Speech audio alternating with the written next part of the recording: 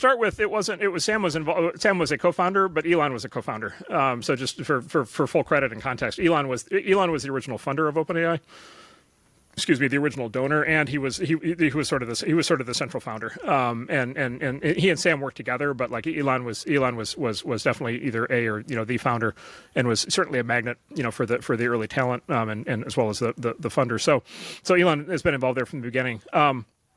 Yeah, so look, I'm happy to go through the details on that. The umbrella thing that I think has been happening is the social media went on this arc that I've described from like 2013 to today, where it became a censorship machine.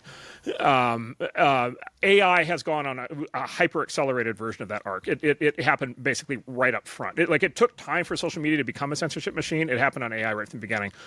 It happened on AI right from the beginning because the AI companies learned from the experience of the social media companies, and they just said, well, if we're going to end up building a censorship machine over a decade, we might as well just do it up front.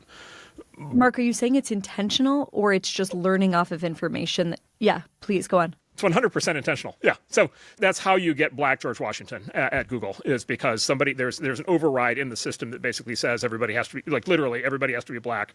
Boom. Right. Like there's squads, there are large sets of people in these companies that determine these policies and write them down and encode them into these systems. Like, so overwhelmingly what people experience is intentional. Like there's just no question about that. And they have these groups with this very Orwellian name called trust and safety. Right. Right. Mistrust and no safety, that do this. And a lot of these companies, it's common to have as many people on the trust and safety side sort of deciding on all these policies as it is to have engineers building these systems. And then actually what happens, right, is you're an AI company and you need to build this kind of machine, this kind of censorship machine. And so you go hire the people out of social media who built the machine at social media. And so it's literally, in a lot of cases, it's actually the same people doing it in AI. And so these companies were born woke. They were born woke. They were born as censorship machines. They exhibit all of that behavior. And the big companies, they're doing it for the same reason the social media companies did. They're doing it because either they've already gotten pressure or they know they're going to get pressure. And so you might as well just do it. Most of the people who work at these companies agree with that side of things, and so they think that they need it. I was in a discussion with a professor who is at one of the big companies, and I was like, it's crazy to have this, these AIs give you these patronizing moral lectures all the time when you ask questions. And this professor said, well, my undergrads actually really like that. Like, that's how they expect technology to work, right? And I'm like screaming inside my own head, being like, what the hell, right? So like it's the same thing. It's like baked into the culture, right? And these are a lot of these people are newly arrived from these universities. They're fully indoctrinated, and so they're very sheltered, isolated people, right? They're kind of people who spend all their time in a computer lab, so they haven't had a reason to think this stuff out more broadly. So it's the same thing.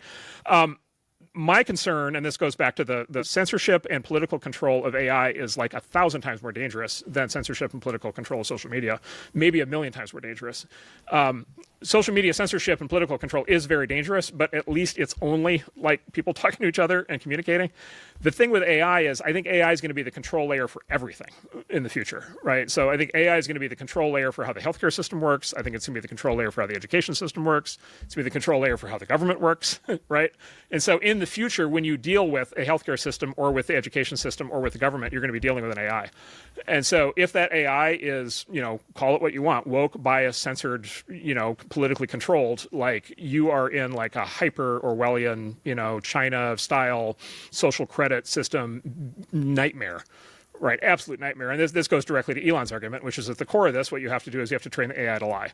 And it's just like, if you wanted to create the ultimate dystopian world, you'd have a world where everything is controlled by an AI that's been programmed to lie. Like, it's hard to imagine things getting worse than that. And the precondition, this hasn't rolled all the way out yet because AI is still new and it's not in charge of, it's not being put in control of everything. But like, this is where things are headed. And so it's like, I think, vitally important that this not happen.